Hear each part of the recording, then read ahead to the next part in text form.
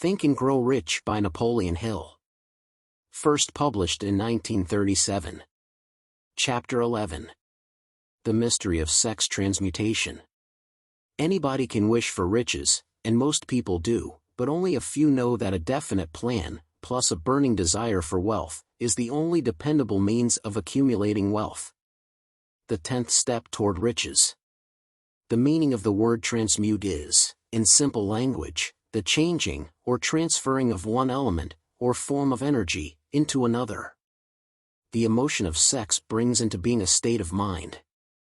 Because of ignorance on the subject, this state of mind is generally associated with the physical, and because of improper influences, to which most people have been subjected, in acquiring knowledge of sex, things essentially physical have highly biased the mind. The emotion of sex has back it the possibility of three constructive potentialities. They are: 1. The perpetuation of mankind. 2. The maintenance of health. As a therapeutic agency, it has no equal. 3. The transformation of mediocrity into genius through transmutation. Sex transmutation is simple and easily explained. It means the switching of the mind from thoughts of physical expression to thoughts of some other nature. Sex desire is the most powerful of human desires. When driven by this desire, men develop a keenness of imagination, courage, willpower, persistence, and creative ability unknown to them at other times. So strong and impelling is the desire for sexual contact that men freely run the risk of life and reputation to indulge in it. When harnessed and redirected along other lines, this motivating force maintains all of its attributes of keenness of imagination, courage, etc., which may be used as powerful creative forces in literature, art, or in any other profession or calling, including, course, the accumulation of riches. The transmutation of sex energy calls for the exercise of willpower, to be sure, but the reward is worth the effort. The desire for sexual expression is inborn and natural. The desire cannot and should not be submerged or eliminated. But it should be given an outlet through forms of expression that enrich the body, mind, and spirit of man. If not given this form of outlet, through transmutation, it will seek outlets through purely physical channels. A river may be dammed, and its water controlled for a time, but eventually, it will force an outlet. The same is true of the emotion of sex. It may be submerged and controlled for a time, but its very nature causes it to be ever seeking means of expression. If it is not transmuted into some creative effort, it will find a less worthy outlet. Fortunate, indeed, is the person who has discovered how to give sex emotion an outlet through some form of creative effort, for he has, by that discovery, lifted himself to the status of a genius.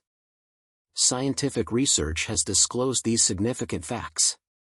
1. The men of greatest achievement are men with highly developed sex natures, men who have learned the art of sex transmutation. 2. The men who have accumulated great fortunes and achieved outstanding recognition in literature, art, industry, architecture, and the professions, were motivated by the influence of a woman. The research from which these astounding discoveries were made went back through the pages of biography and history for more than 2,000 years. Wherever there was evidence available in connection with the lives of men and women of great achievement, it indicated most convincingly that they possessed highly developed sex natures. The emotion of sex is an irresistible force, against which there can be no such opposition as an immovable body. When driven by this emotion, men become gifted with a superpower for action. Understand this truth, and you will catch the significance of the statement that sex transmutation will lift one to the status of a genius. The emotion of sex contains the secret of creative ability. Destroy the sex glands, whether in man or beast, and you have removed the major source of action. For proof of this, observe what happens to any animal after it has been castrated. A bull becomes as docile as a cow after it has been altered sexually. Sex alteration takes out of the male, whether man or beast, all the fight that was in him. Sex alteration of the female has the same effect. The 10 mind stimuli. The human mind responds to stimuli, through which it may be keyed up to high rates of vibration, known as enthusiasm, creative imagination, intense desire, etc. The stimuli to which the mind responds most freely are: 1. The desire for sex expression. 2. Love. 3. A burning desire for fame, power, or financial gain, money. 4. Music. 5. Friendship between either those of the same sex or those of the opposite sex. 6. A mastermind alliance based upon the harmony of two or more people who ally themselves for spiritual or temporal advancement. 7. Mutual suffering, such as that experienced by people who are persecuted. 8. Autosuggestion. 9. Fear. 10. Narcotics and alcohol. The desire for sex expression comes at the head of the list of stimuli, which most effectively step up the vibrations of the mind and start the wheels of physical action. 8 of these stimuli are natural and constructive. 2 are destructive. The list is here presented for the purpose of enabling you to make a comparative study of the major sources of mind stimulation. From this study, it will be readily seen that the emotion of sex is, by great odds, the most intense and powerful of all mind stimuli. This comparison is necessary as a foundation for proof of the statement that the transmutation of sex energy may lift one to the status of a genius. Let us find out what constitutes a genius. Some wiseacre has said that a genius is a man who wears long hair, eats queer food, lives alone, and serves as a target for the joke makers. A better definition of a genius is a man who has discovered how to increase the vibrations of thought to the point where he can freely communicate with sources of knowledge not available through the ordinary rate of the vibration of thought. The person who thinks will want to ask some questions concerning this definition of genius.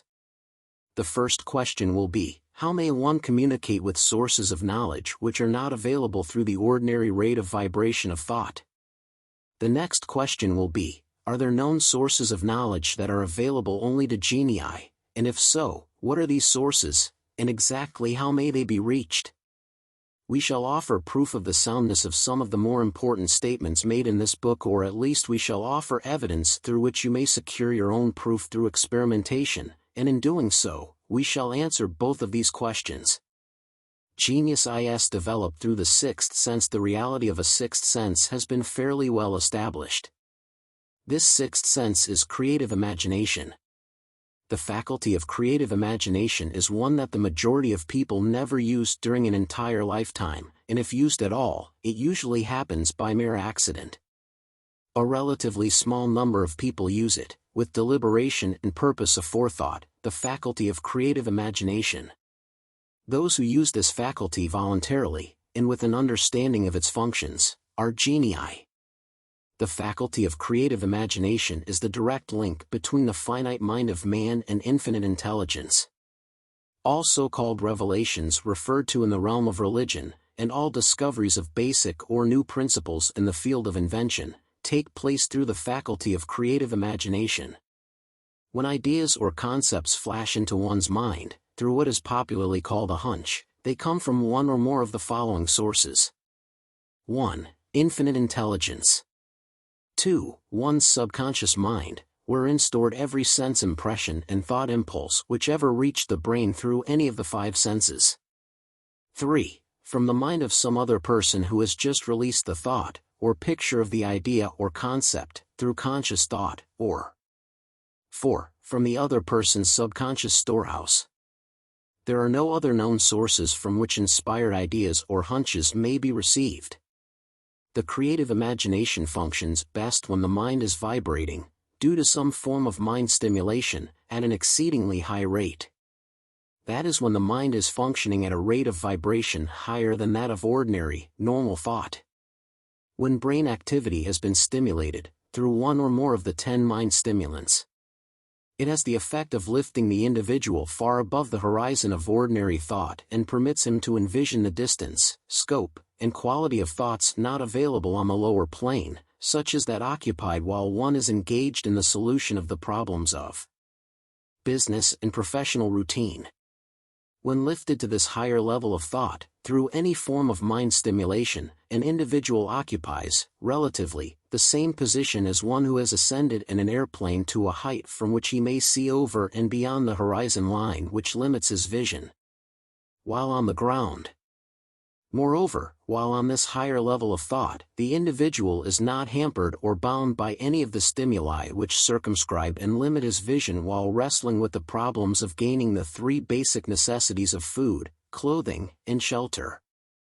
He is in a world of thought in which the ordinary, workaday thoughts have been as effectively removed as the hills and valleys and other limitations of physical vision when he rises in an airplane. While on this exalted plane of thought, the creative faculty of the mind is given freedom for action. The way has been cleared for the sixth sense to function. It becomes receptive to ideas that could not reach the individual under any other circumstances. The sixth sense is the faculty that marks the difference between a genius and an ordinary individual. The creative faculty becomes more alert and receptive to vibrations, originating outside the individual's subconscious mind. The more this faculty is used, and the more the individual relies upon it, and makes demands upon it for thought impulses. This faculty can be cultivated and developed only through use. That which is known as one's conscience operates entirely through the faculty of the sixth sense. Great artists, writers, musicians, and poets become great because they acquire the habit of relying upon the still small voice which speaks from within, through the faculty of creative imagination. It is a fact well known to people who have keen imaginations that their best ideas come through so-called hunches. There is a great orator who does not attain to greatness until he closes his eyes and begins to rely entirely upon the faculty of creative imagination. When asked why he closed his eyes just before the climaxes of his oratory, he replied, "I do it, because, then I speak through ideas which come to me from within." One of America's most successful and best-known financiers followed the habit of closing his eyes for 2 or 3 minutes before making a decision. When asked why he did this, he replied, "With my eyes closed, I am able to draw upon a source of superior intelligence." The late Dr. Elmer R. Gates, of Chevy Chase, Maryland, created more than 200 useful patents, many of them basic, through the process of cultivating and using the creative faculty. His method is both significant and interesting to one interested in attaining to the status of genius, in which category Dr. Gates unquestionably belonged. Dr. Gates was one of the really great, though less publicized scientists of the world. In his laboratory, he had what he called his personal communication room. It was practically soundproof, and so arranged that all light could be shut out. It was equipped with a small table on which he kept a pad of writing paper. In front of the table, on the wall was an electric push-button, which controlled the lights. When Dr. Gates desired to draw upon the forces available to him through his creative imagination, he would go into this room, seat himself at the table, shut off the lights, and concentrate upon the known factors of the invention on which he was working, remaining in that position until ideas began to flash into his mind in connection with the unknown factors of the invention. On one occasion, ideas came through so fast that he was forced to write for almost 3 hours. When the thoughts stopped flowing, and he examined his notes, he found they contained a minute description of principles that had no parallel among the known data of the scientific world. Moreover, the answer to his problem was intelligently presented in those notes. In this manner, Dr. Gates completed over 200 patents, which had been begun, but not completed, by half-baked brains. Evidence of the truth of this statement is in the United States Patent Office. Dr. Gates earned his living by sitting for ideas for individuals and corporations. Some of the largest corporations in America paid him substantial fees, by the hour, for sitting for ideas. The reasoning faculty is often faulty because it is largely guided by one's accumulated experience. Not all knowledge, which one accumulates through experience, is accurate. Ideas received through the creative faculty are much more reliable, for the reason that they come from sources more reliable than any which are available to the reasoning faculty of the mind. The major difference between the genius and the ordinary crank inventor may be found in the fact that the genius works through his faculty of creative imagination, while the crank knows nothing of this faculty. Scientific inventor, such as Mr. Edison and Dr. Gates, makes use of both the synthetic and the creative faculties of imagination. For example, the scientific inventor, or genius, begins an invention by organizing and combining the known ideas, or principles accumulated through experience, through the synthetic faculty, the reasoning faculty. If he finds this accumulated knowledge to be insufficient for the completion of his invention, he then draws upon the sources of knowledge available to him through his creative faculty. The method by which he does this varies with the individual, but this is the sum and substance of his procedure. 1. He stimulates his mind so that it vibrates on a higher-than-average plane, using one or more of the 10 mind stimulants or some other stimulant of his choice.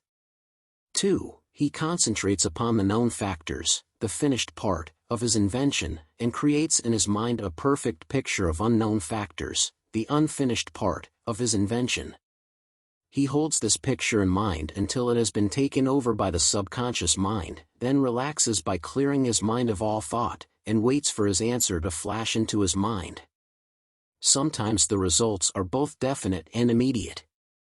At other times, the results are negative, depending upon the state of development of the sixth sense, or creative faculty. Mr. Edison tried out more than 10,000 different combinations of ideas through the synthetic faculty of his imagination before he tuned in through the creative faculty, and got the answer which perfected the incandescent light. His experience was similar when he produced the talking machine.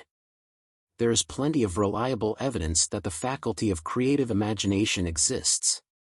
This evidence is available through accurate analysis of men who have become leaders in their respective callings, without having had extensive educations. Lincoln was a notable example of a great leader who achieved greatness through the discovery and use of his faculty of creative imagination. He discovered and began to use this faculty as the result of the stimulation of love that he experienced after he met in Rutledge, a statement of the highest significance, in connection with the study of the source of genius. The pages of history are filled with the records of great leaders whose achievements may be traced directly to the influence of women who aroused the creative faculties of their minds, through the stimulation of sexual desire. Napoleon Bonaparte was one of these. When inspired by his first wife, Josephine, he was irresistible and invincible. When his better judgment or reasoning faculty prompted him to put Josephine aside, he began to decline. His defeat and St. Helena were not far distant. If good taste would permit, we might easily mention scores of men, well known to the American people, who climbed to great heights of achievement under the stimulating influence of their wives, only to drop back to destruction after money and power went to their heads, and they put aside the old wife for a new one. Napoleon was not the only man to discover that sexual influence, from the right source, is more powerful than any substitute for expediency, which may be created by mere reason. The human mind responds to stimulation. Among the greatest and most powerful of these stimuli is the urge for sex. When harnessed and transmuted, this driving force is capable of lifting men into that higher sphere of thought which enables them to master the sources of worry and petty annoyance which beset their pathway on the lower plane. Unfortunately, only the genii have made the discovery. Others have accepted the experience of sex urge, without discovering one of its major potentialities, a fact which accounts for the great number of others as compared to the limited number of genii. For the purpose of refreshing the memory, in connection with the facts available from the biographies of certain men, we here present the names of a few men of outstanding achievement, each of whom was known to have been of a highly sexed nature. The genius which was theirs undoubtedly found its source of power in transmuted sex energy. George Washington, Napoleon Bonaparte, William Shakespeare, Abraham Lincoln, Ralph Waldo Emerson, Robert Burns, Thomas Jefferson, Elbert Hubbard, Elbert H. Gary, Oscar Wilde, Woodrow Wilson, John H. Patterson, Andrew Jackson. Enrico Caruso. Your own knowledge of biography will enable you to add to this list.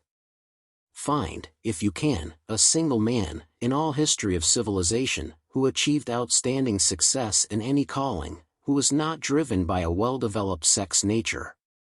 If you do not wish to rely upon biographies of men not now living, take inventory of those whom you know to be men of great achievement, and see if you can find one among them who is not highly sexed. Sex energy is the creative energy of all genii. There never has been, and never will be a great leader, builder, or artist lacking in this driving force of sex. Surely no one will misunderstand these statements to mean that all who are highly sexed are genii. Man attains the status of a genius only when, and if, he stimulates his mind so that it draws upon the forces available, through the creative faculty of the imagination. Chief among the stimuli with which this stepping up of the vibrations may be produced is sex energy. The mere possession of this energy is not sufficient to produce a genius. The energy must be transmuted from a desire for physical contact, into some other form of desire and action, before it will lift one to the status of a genius. Far from becoming genii, because of great sex desires, the majority of men lower themselves, through misunderstanding and misuse of this great force, to the status of the lower animals. Why men seldom succeed before 40? I discovered, from the analysis of over 25,000 people, that men who succeed in an outstanding way, seldom do so before the age of 40, and more often they do not strike their real pace until they are well beyond the age of 50. This fact was so astounding that it prompted me to go into study its cause most carefully, carrying the investigation over a period of more than 12 years. This study disclosed the fact that the major reason why the majority of men who succeed do not begin to do so before the age of 40 to 50 is their tendency to dissipate their energies through overindulgence in the physical expression of the emotion of sex.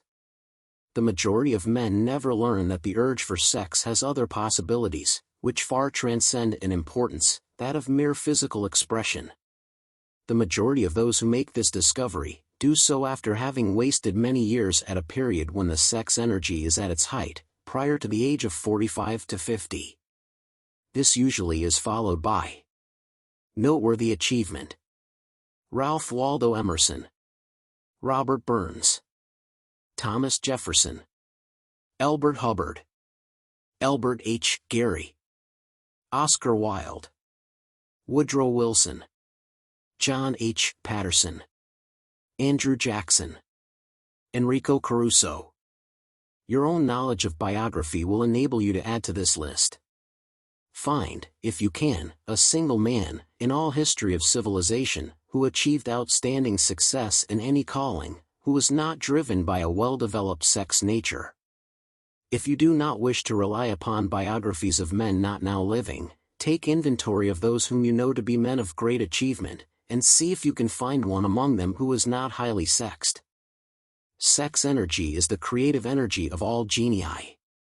There never has been and never will be a great leader, builder, or artist lacking in this driving force of sex. Surely no one will misunderstand these statements to mean that all who are highly sexed are genii.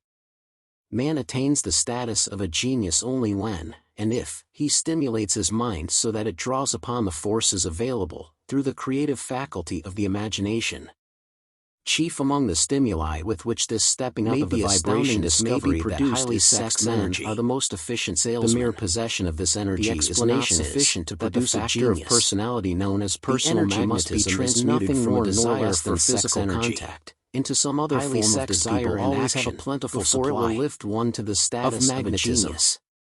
Through cultivation and understanding, because vital force may be drawn upon, the majority of men lower themselves in the relationship, misunderstanding and misuse of this great energy may be communicated to others through the following media. 1. Why men seldom succeed before 40. The touch of the hand indicates, I discovered instantly, from the analysis of over 25,000 or the lack of it, that men who succeed in an outstanding way voice seldom do so before the age of 40, or sex and more often they do not strike their real pace until they are well beyond the age of 50. Charming.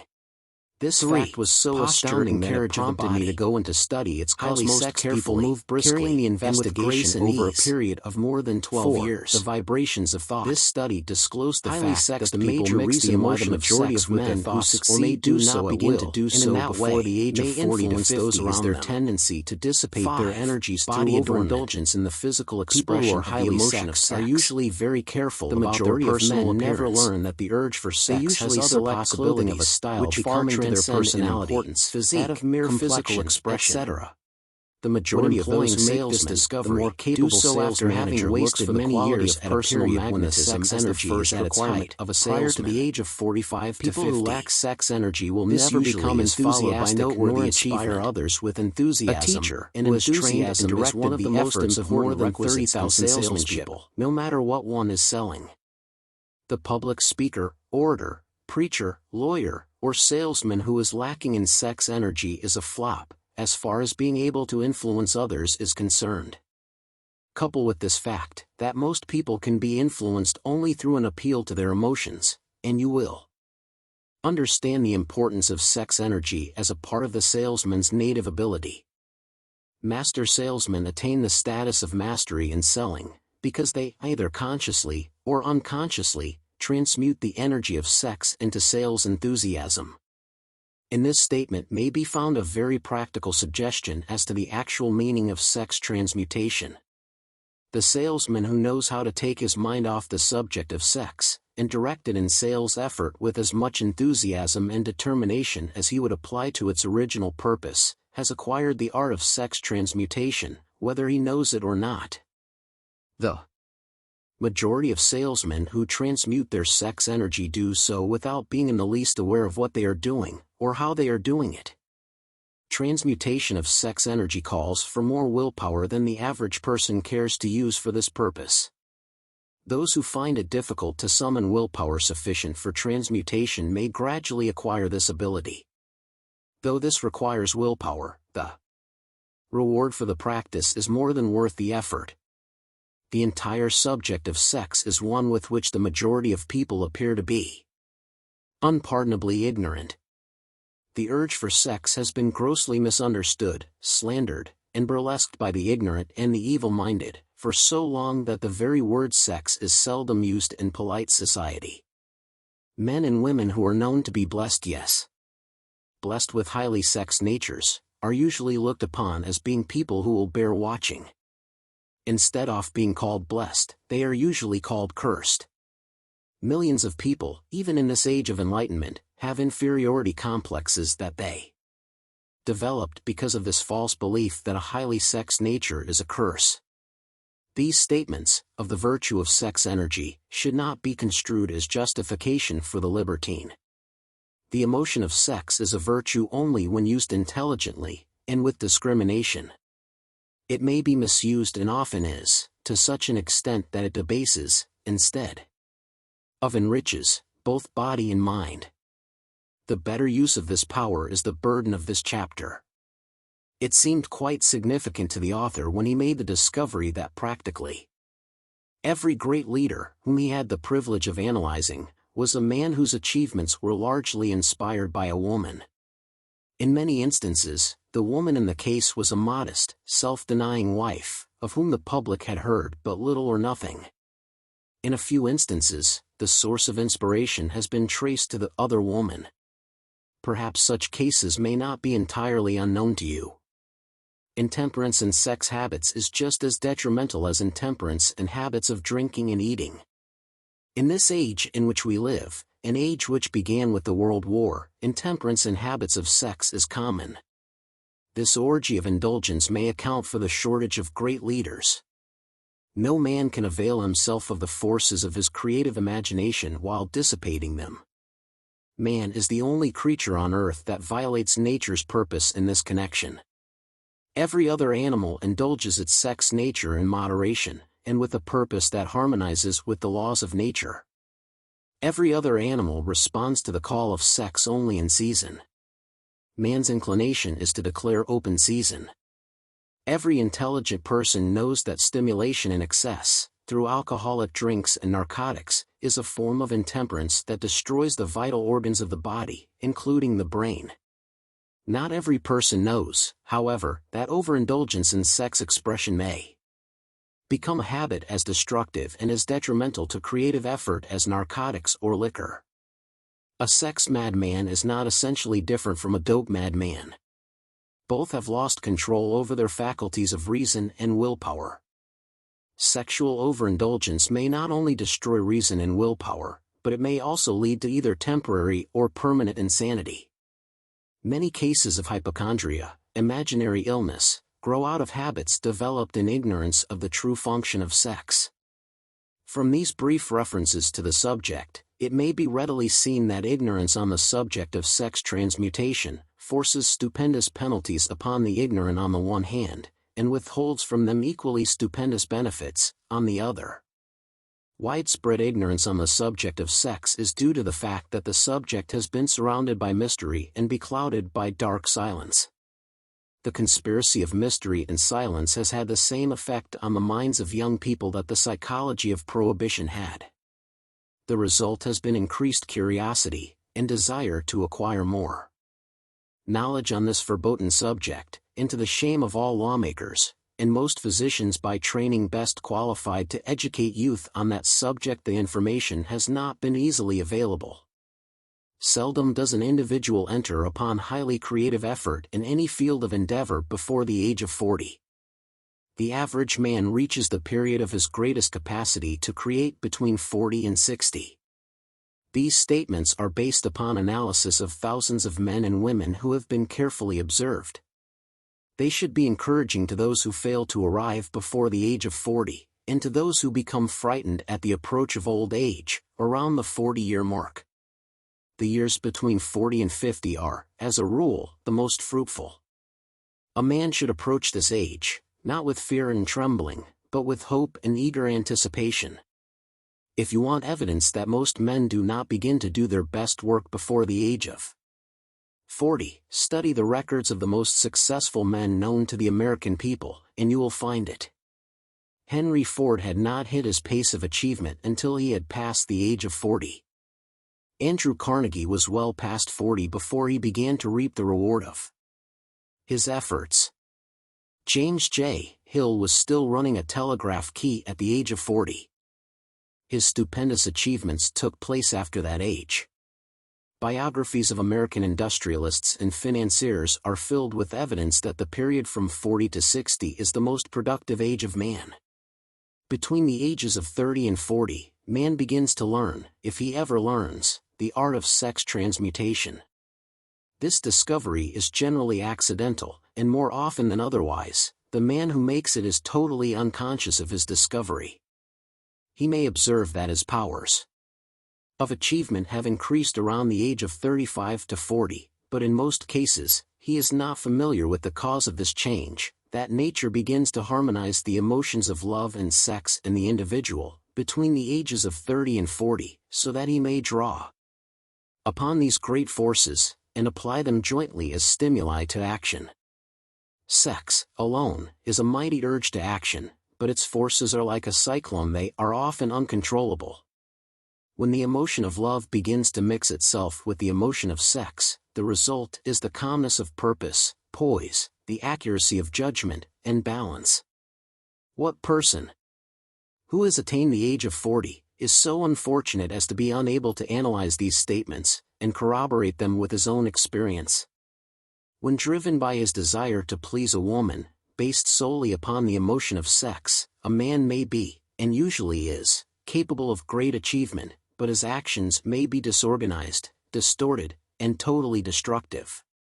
When driven by his desire to please a woman, based upon the motive of sex alone, a man may steal, cheat, and even commit murder. But when the emotion of love is mixed with the emotion of sex, that same man will guide his actions with more sanity, balance, and reason. Criminologists have discovered that the most hardened criminals can be reformed through the influence of a woman's love. There is no record of a criminal having been reformed solely through sexual influence. These facts are well known, but their cause is not. Reformation comes, if at all, through the heart, or the emotional side of man, not through his head, or reasoning side. Reformation means a change of heart. It does not mean a change of head.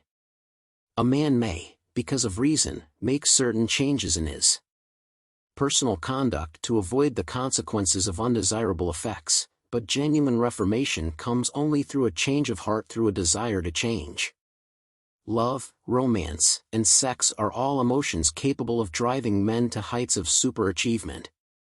Love is the emotion that serves as a safety valve and ensures balance, poise, and constructive effort. When combined, these three emotions may lift one to an altitude of a genius. There are genii, however, who know but little of the emotion of love. Most of them may be found engaged in some form of action that is destructive, or at least, not based upon justice and fairness toward others. If good taste would permit, a dozen genii could be named in the field of industry and finance, who ride ruthlessly over the rights of their fellow men. They seem totally lacking in conscience. The reader can easily supply his own list of such men. Emotions are states of mind. Nature has provided man with a chemistry of the mind which operates in a manner similar to the principles of the chemistry of matter. It is a well-known fact that, through the aid of the chemistry of matter, a chemist may create a deadly poison by mixing certain elements, none of which are in themselves harmful in the right proportions. The emotions may, likewise, be combined so as to create a deadly poison. The emotions of sex and jealousy, when mixed, may turn a person into an insane beast. The presence of any one or more of the destructive emotions in the human mind, through the chemistry of the mind, sets up a poison that may destroy one's sense of justice and fairness. In extreme cases, the presence of any combination of these emotions in them may destroy one's reason. The road to genius consists of the development, control, and use of sex, love, and romance. Briefly, the process may be stated as follows. Encourage the presence of these emotions as the dominating thoughts in one's mind, and discourage the presence of all the destructive emotions. The mind is a creature of habit. It thrives upon the dominating thoughts fed it. Through the faculty of willpower, one may discourage the presence of any emotion, and encourage the presence of any other. Control of the mind, through the power of will, is not difficult.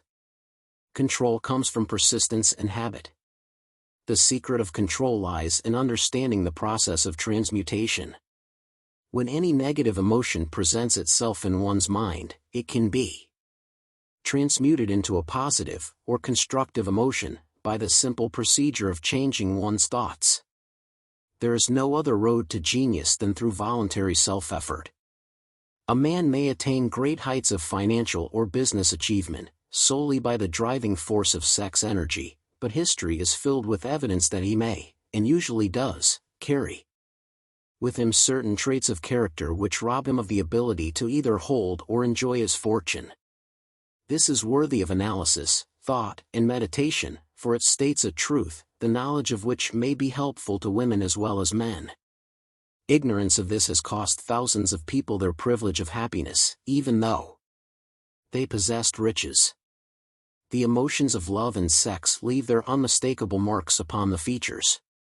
Moreover, these signs are so visible that all who wish may read them. The man who is driven by the storm of passion, based upon sex desires alone, plainly advertises that fact to the entire world, by the expression of his eyes, and the lines of his face. The emotion of love, when mixed with the emotion of sex, softens, modifies, and beautifies the facial expression. No character analyst is needed to tell you this, you may observe it for yourself. The emotion of love brings out and develops the artistic and aesthetic nature of man. It leaves its impress upon one's very soul, even after the fire has been subdued by time and circumstance. Memories of love never pass. They linger, guide, and influence long after the source of stimulation has faded. There is nothing new in this. Every person, who has been moved by genuine love, knows that it leaves enduring traces upon the human heart. The effect of love endures because love is spiritual in nature. The man who cannot be stimulated to great heights of achievement by love is hopeless. He is dead, though he may seem to live. Even the memories of love are sufficient to lift one to a higher plane of creative effort. The major force of love may spend itself and pass away, like a fire that has burned itself out, but it leaves behind indelible marks as evidence that it passed that way. Its departure often prepares the human heart for a still greater love. Go back into your yesterdays, at times, and bathe your mind in the beautiful memories of past love. It will soften the influence of the present worries and annoyances. It will give you a source of escape from the unpleasant realities of life, and maybe, who knows, your mind will yield to you, during this temporary retreat into the world of fantasy, ideas, or plans which may change the entire financial or spiritual status of your life. If you believe yourself unfortunate because you have loved and lost, perish the thought. One who has loved truly can never lose entirely. Love is whimsical and temperamental. Its nature is ephemeral and transitory. It comes when it pleases and goes away without warning. Accept and enjoy it while it remains, but spend no time worrying about its departure. Worry will never bring it back. Dismiss, also, the thought that love never comes but once. Love may come and go, times without number, but there are no two love experiences that affect one in just the same way. There may be, and there usually is, one love experience that leaves a deeper imprint on the heart than all the others, but all love experiences are beneficial, except to the person who becomes resentful and cynical when love makes its departure. There should be no disappointment over love, and there would be none if people understood the difference between the emotions of love and sex. The major difference is that love is spiritual, while sex is biological.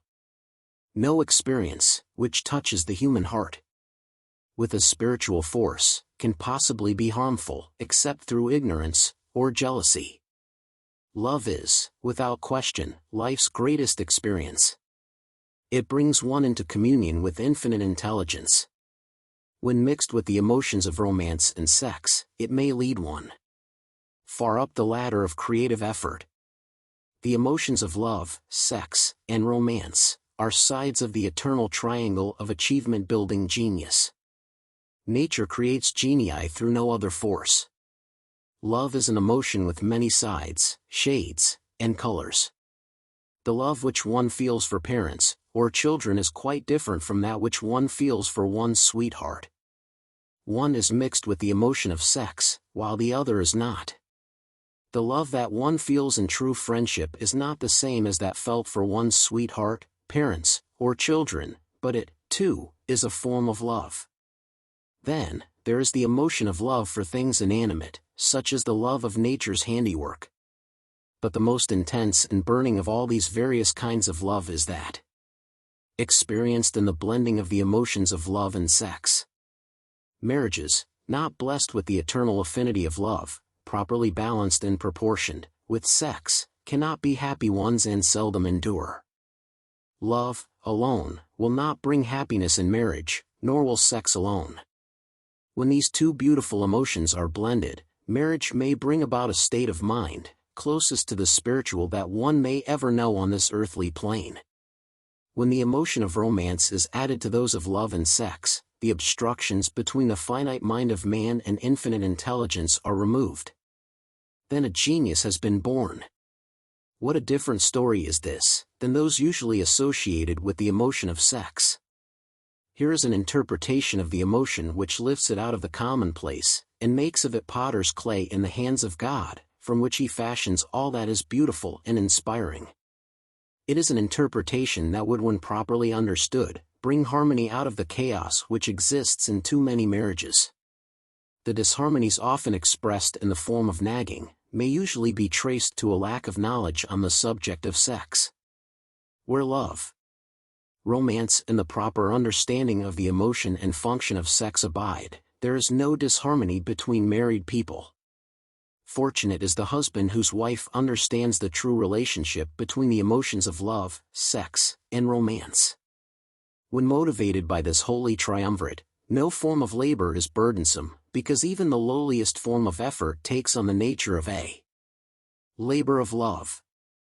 It is a very old saying that a man's wife may either make him or break him, but the reason is not always understood. The making and breaking is the result of the wife's understanding, or lack of understanding of the emotions of love, sex, and romance. Despite the fact that men are polygamous, by the very nature of their biological inheritance, it is true that no woman has as great an influence on a man as his wife, unless he is married to a woman totally unsuited to his nature. If a woman permits her husband to lose interest in her and become more interested in other women, it is usually because of her ignorance, or indifference toward the subjects of sex, love, and romance. This statement presupposes, of course, that genuine love once existed between a man and his wife. The facts are equally applicable to a man who permits his wife's interest in him to die.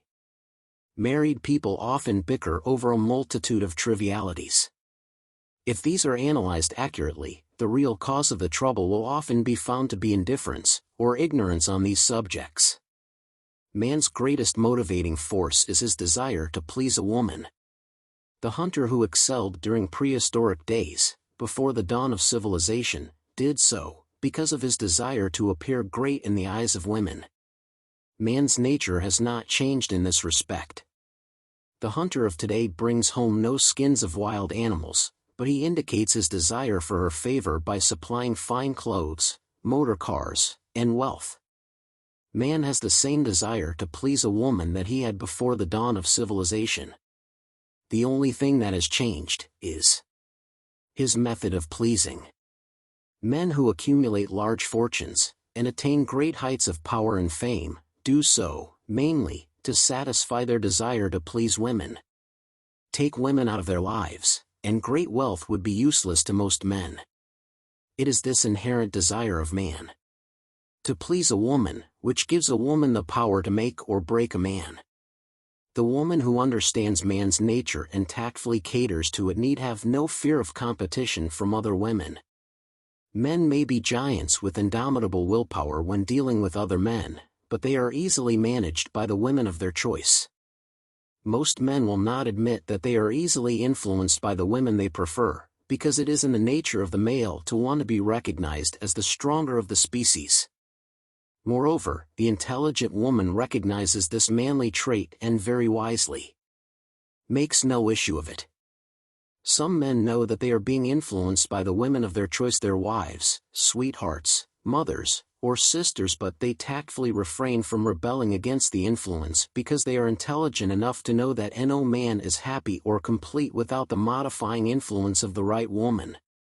The man who does not recognize this important truth deprives himself of the power which has done more to help men achieve success than all other forces combined.